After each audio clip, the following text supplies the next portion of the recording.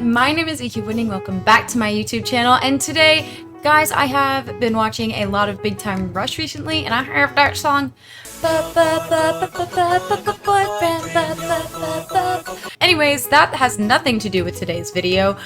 In this video, I wanted to say, oh my gosh! We have over 200 subscribers on my YouTube channel. Like, what? Hello? Who? Me?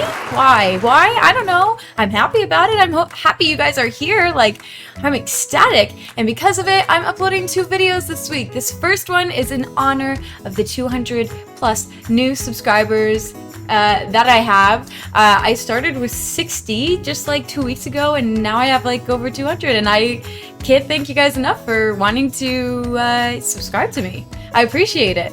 And so today's video is me ranking the top 20 horror games that I've played so far since I started my whole gaming thing that I'm doing. Now just know that these ratings are based obviously on personal experience, what type of games I like, how I feel about them, and yada yada yada. So no one take offense of them. Don't come for me in the comments, okay guys? If I diss one of your favorite games, it's not personal, I promise. It is just my experience with the game.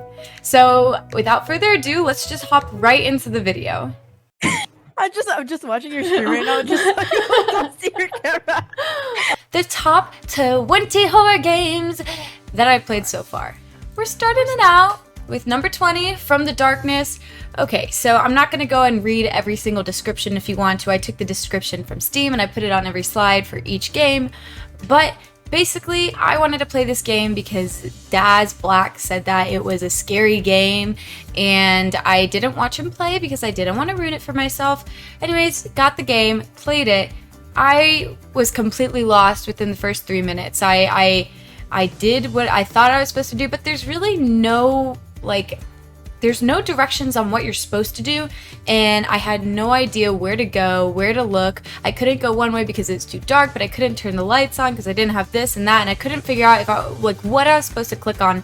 After like 30 minutes of playing in the game, after being stuck in the very beginning of it, I just gave up. I didn't think it was worth my time, and the developers could have done a better job of kind of guiding the player where they're supposed to go. And for that reason, I give it a solid 3 out of 10. Coming in at number 19, we have Never Again. While the storyline of this game is awesome, it is great. It is about like World War II and the Holocaust, and I thought that everything that they integrated from the story and the voice actor was great.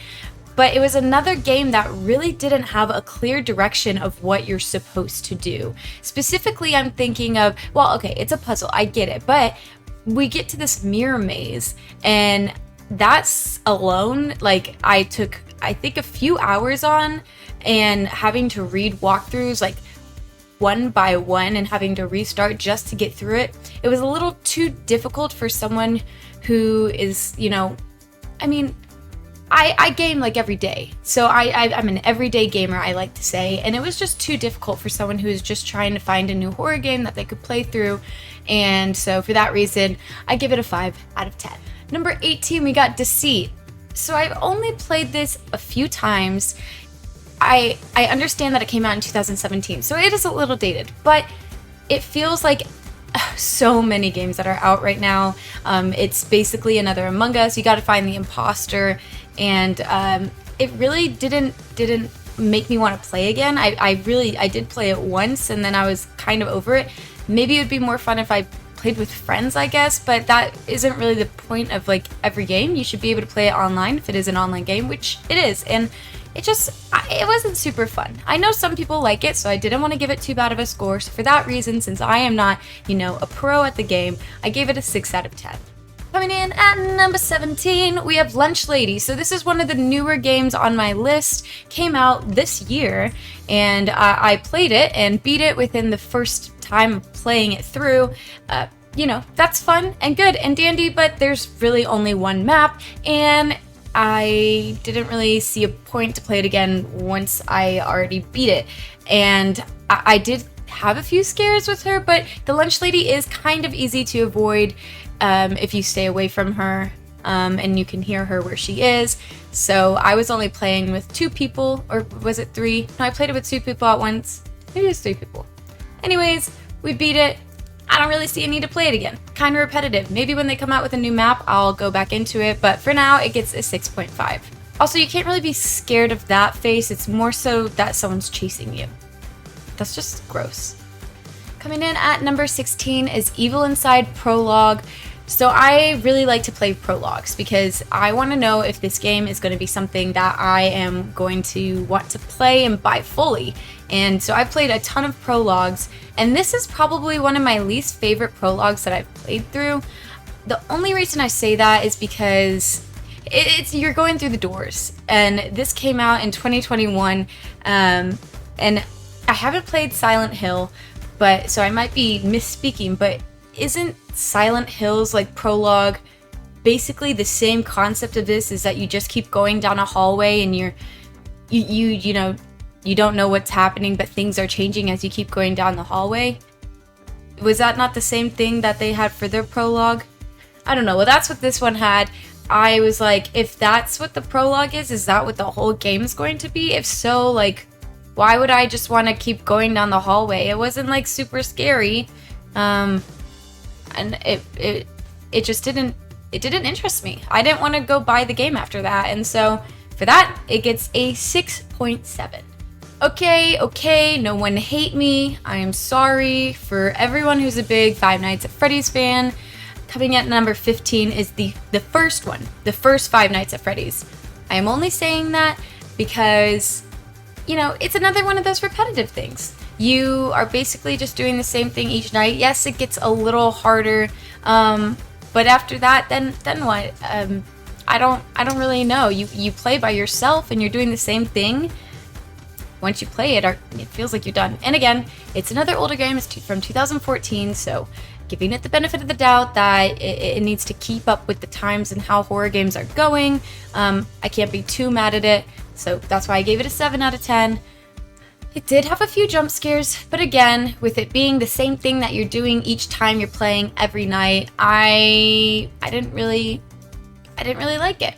I haven't played the others in the series, and I've watched a few people play the other series games in the series, and those look great because there's other things that you can do, different mazes and stuff like that, which I appreciate. But for the reason of this being repetitive, it gets 15th on the list. All right, so number 14 is Stay Close. Now this game, I honestly got super scared of. Like there's a lot of ways that you can get scared during this game, which that's like one of the big things that I look for in horror games. The point is I want to be scared. I want to be like about to poop myself and pooping and all that fun stuff.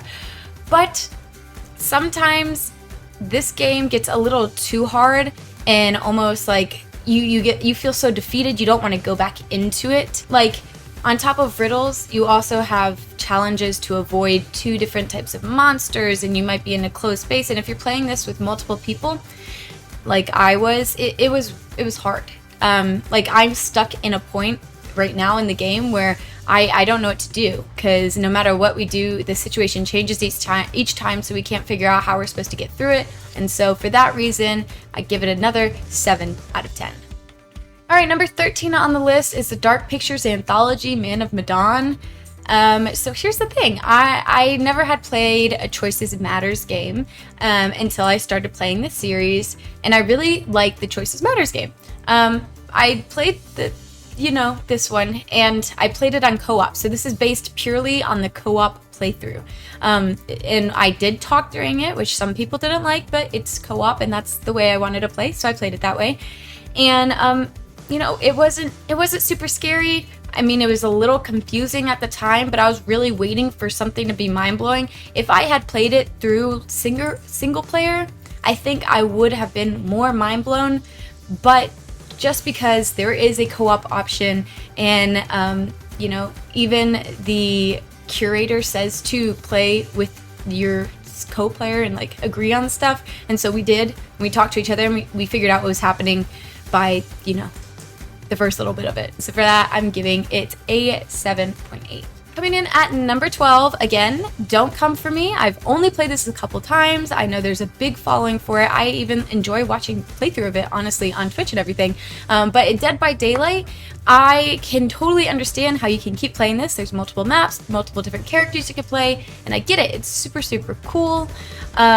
But the only reason I put it so far back is A, because I haven't played it a ton, and B, it seems like there's not as much a hype, or just the way that the matchmaking works, it kind of takes a while. I think I waited like 5-10 minutes one time, and that was just like my second game on, or first game on, and you know, I was like, wow, this is gonna take forever to even find a game and then get into it, and then I die immediately, and then I gotta wait for that to be over and then wait another 10 minutes. So it was just like a really, really slow process of being able to play the game. But again, like I said, I totally understand the appeal of it. I think it is probably a super fun game if you're really, really into it, and if you play with a full stack of friends, that's even better. And so, yeah, I don't really have much to say for it. So it's an 8 out of 10. Also, I just wanted to say an honorable mention to Jiwoon, because I hope I'm saying that right. He's very fine. I got killed by him, but I was not even mad about it. Coming in at number 11 is In Silence, and I have played a lot of In Silence. I actually really loved this game. I played it a lot when it first came out, because it came out, you know, just last year, and it was really fun to play with friends. Even I played by myself a lot, but the only thing is it's kind of turned into, or used to back when I was playing it, I guess, it turned into a little bit of a comedy, and people would like, who were the killer would kind of like mess with other people rather than, you know, actually do the killing. I don't know. It was really fun, and it made it less scary and all that, but there's only like one map, and yeah, it changes the houses around and stuff, but you can either open the barn to get the weapons, or you just collect the parts to the car, and that's about it. So once you beat it, it can feel a little bit repetitive, but like I said, because of the players that play it, they make it a little bit more fun, which is why I bumped it a little bit higher on this list. And so for that, it gets an 8.2.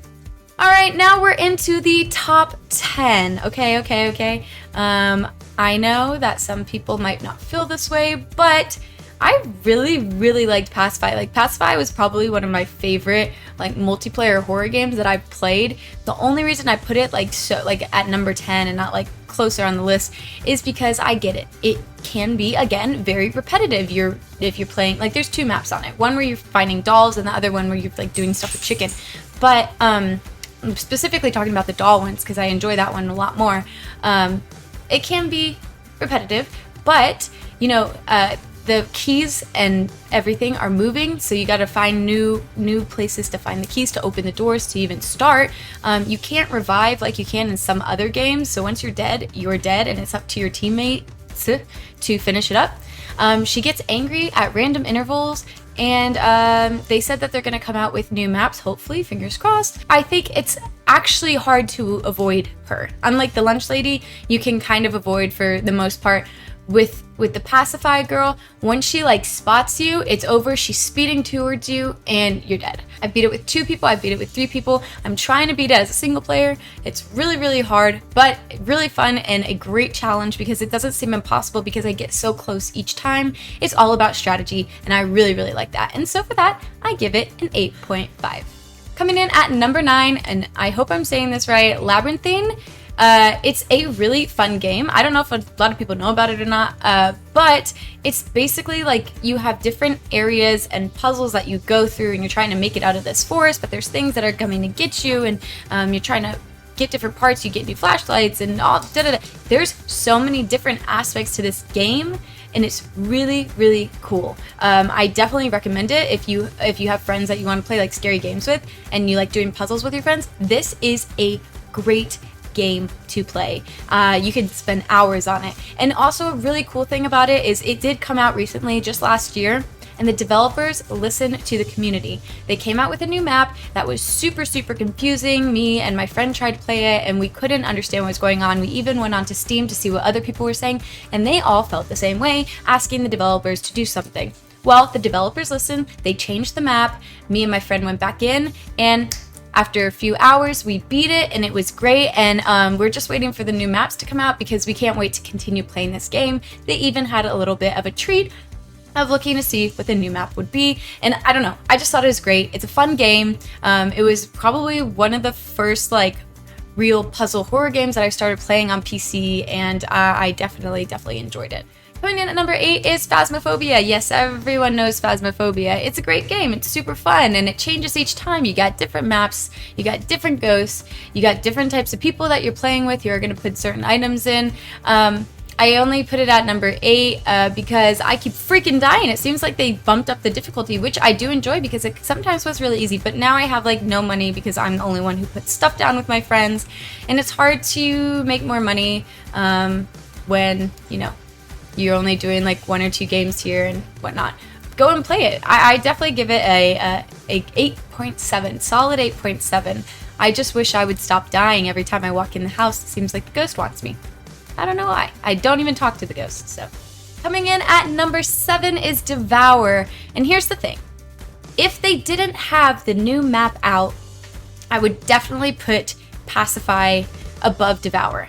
But because of the new map, because they're continuing to add new stuff, and they just came out this year and they already have a new map out, that shows me that the developers are really working with this game and wanting to provide for the community. And so for that, I'm like, yeah, they definitely deserve to be higher in the list. It is a pretty easy game, the first one to beat. The second map is actually pretty difficult. The map got a lot bigger. There's so many more keys that you have to find to open different doors. Kind of harder to avoid getting killed because it's kind of while it's a big map, you don't have long hallways, and you run into things really easily if you're trying to avoid her.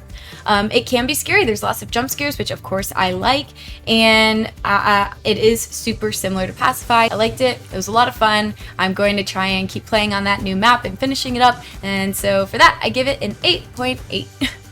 Coming in at number 6, Don't Be Afraid, the first toy. So this is another Prologue game. This was one of my favorite Prologues that I've played through so far. I didn't really know what to expect. I don't like, you know, peeking into what I'm about to get into, so I kind of just downloaded it, played it, and my heart was racing nearly the entire time. The puzzles weren't too difficult. It was super easy to figure them out because not only did it guide you kind of through it through little hints, but even the things around you were changing, so you knew you were on the right path if nothing was changing. And they put so much effort into the prologue, it actually got me super excited to get the full game, which I actually am gonna get, and that's exactly what I want a prologue to do. I want it to make me want to buy the full game and play it fully, and so this prologue did exactly that. The prologues are usually always free, and so if this is something that you're interested in, trying out prologues before you try the full game out, I definitely recommend Don't Be Afraid. I give it a lovely 8.9. Coming in at number 5, the Dark Pictures anthology Little Hope. Obviously this one is a little bit higher than Man of Medan. Only reason being, this actually blew my mind. I played co-op this way through and nothing. I didn't have anything that spoiled, which maybe the developers learned from the first one that they should, you know, spoil it so early on. And so I was continuously guessing. Me and the person I was playing with were continually guessing, like, what's going on? What's happening? Like, why is it being this way? Why is it being that way? Maybe it's this. We had all these theories going. And then when we get to the end, we both were like, that is not what we thought at all. Like, this is mind-blowing. This is super cool. And so I just love that type of storytelling in a game, especially if it's going to be a choices matters type game, because that is going to be very story-based. And so I am very like, wow, this actually got me. Not only that, but Will Poulter is in this, so you can't go wrong with it. So I give it a 9 out of 10. Coming in at number 4, look, another prologue, but let me tell you, this game is not even out yet, and I am going to buy it as soon as it comes out. Why do I say that? Holy cow, I was so scared during this whole game, and like, the puzzles were really fun, and everything was constantly changing around me, and it was messing with my head. I didn't know what was going on, but like in a good way, because I was guessing what's happening. And like I said, the game's not even out yet. The full game, it's TBA on Steam. But I played this, and now I'm like, when, please, like, come out with the full game. It is so scary, so fun, and exactly what I look for in a horror game. This came out in 2020, so I'm just hoping that they come out with the full thing sometime this year, if not early next year. And for that reason, I give it a 9.3. Coming in at number 3, we have Resident Evil 7 Biohazard. Now, this is the first Resident Evil that I played. I still need to go back and play like number 2 that everyone talked about and everything like that. But this was, okay, first off, difficult in a good way. Second off, why the heck wouldn't the father die? Like, oh my god, the story was really rich. It constantly also kept me guessing of what's going on, what's gonna happen next, all the things that I look for in a horror game. The puzzles were so fun. It wasn't something that you could just breeze right through. You kind of had to think through, like, okay, did I go over here? Did I find all the things that I was supposed to over here? And on top of that, I love how the Winter's story continues into Village. And so for that, I give it a 9.5, which obviously brings me to number 2, which is Resident Evil 8 Village. I have not finished playing, but just from what I've played so far, I mean, it is breathtaking. Like, the graphics, I am so amazed by. You can tell they took their time. Like, obviously, the latest one that they had was 2017. This one came out in 2021. That's 4 years later. Like, they took a lot of time to develop this, and it is great. Like it says right there, masterful storytelling. I 100% agree with it. The puzzles are not impossible. You can figure them out. If my little brain can figure them out, you can too, while also being, this one is more intense, I will say. So Resident Evil 7, you did run into a lot of issues. Resident Evil 8, you're going to be fighting a lot more stuff. And so it brings up that difficulty, but not in a bad way, because you still, if you're playing on easy or normal, whatever, you still get all the supplies that you need to be able to successfully finish whatever you're working on. On top of that, they have a cool new feature where you have a map that you can look at and see if you finished the area that you've looked at or not, so you can go back and collect whatever you need to. That was great because that helps the player understand if they are on the right track or not, instead of them just getting stuck and giving up. I loved it. I think it's great, and so 9.5 for them. Okay, I have some honorable mentions that I want to talk about. The first one being We Happy Few. Okay, I know it's not exactly a horror game, but there are some scary elements to it, psychological type things, kind of just crazy things. And I just really enjoyed this game. I'm still playing it because you can play as multiple different characters, getting each point of view. Like, the one thing that I really enjoy about this game is how big and, like, not big, how in depth the creators went into having a full story, like 360-degree view of this world that you're in. Like, it is very story driven. You're also doing it in a survival way.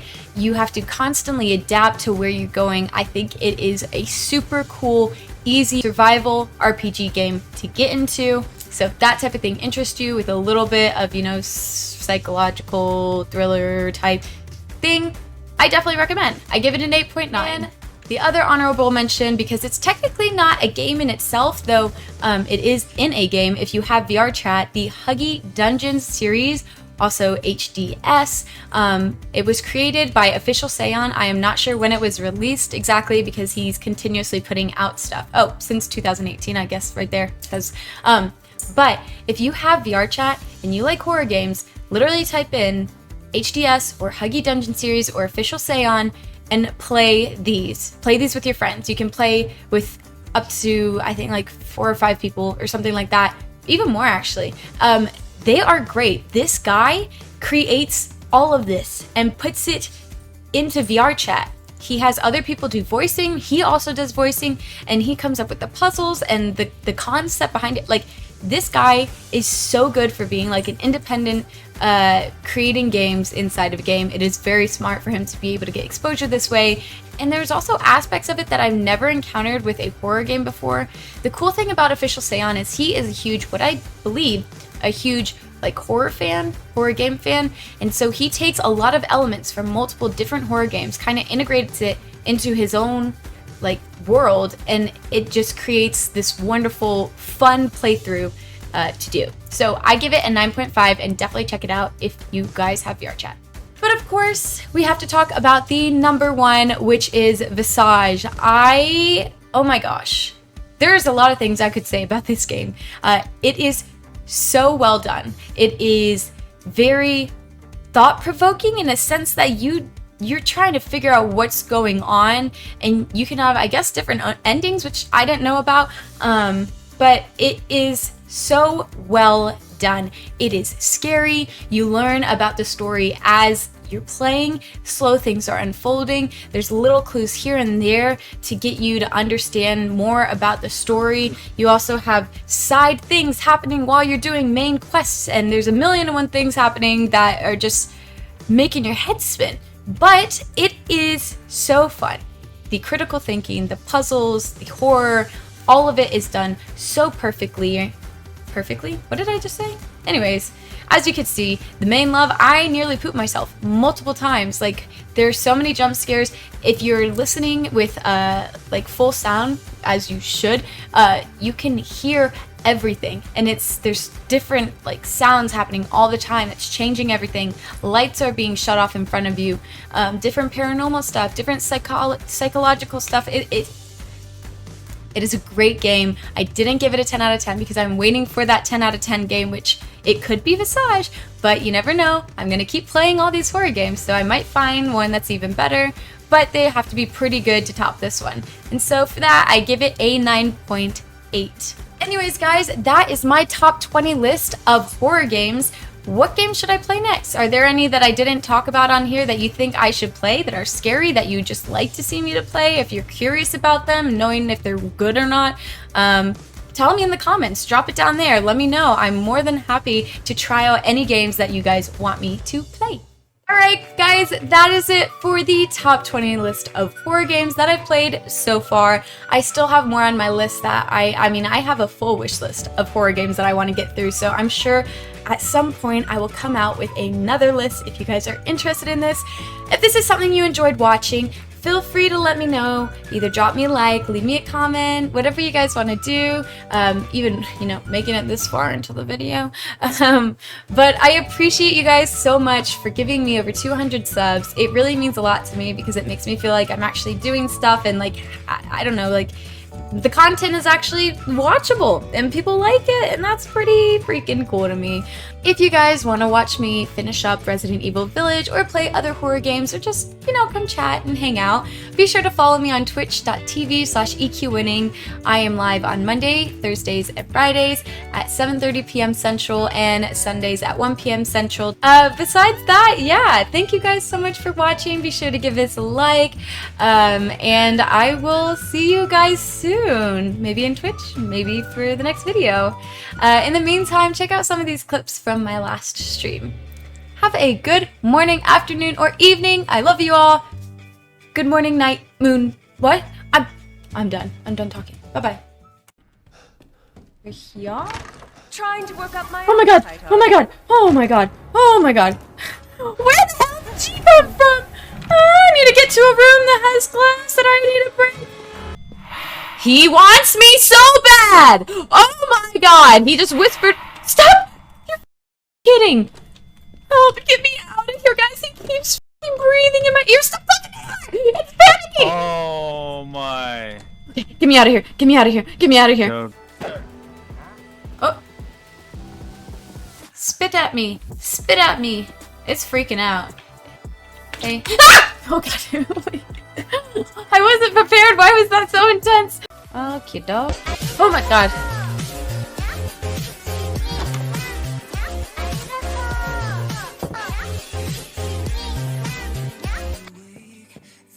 Good night, bestie. Good night, bestie. Good night, bestie. Good night, bestie.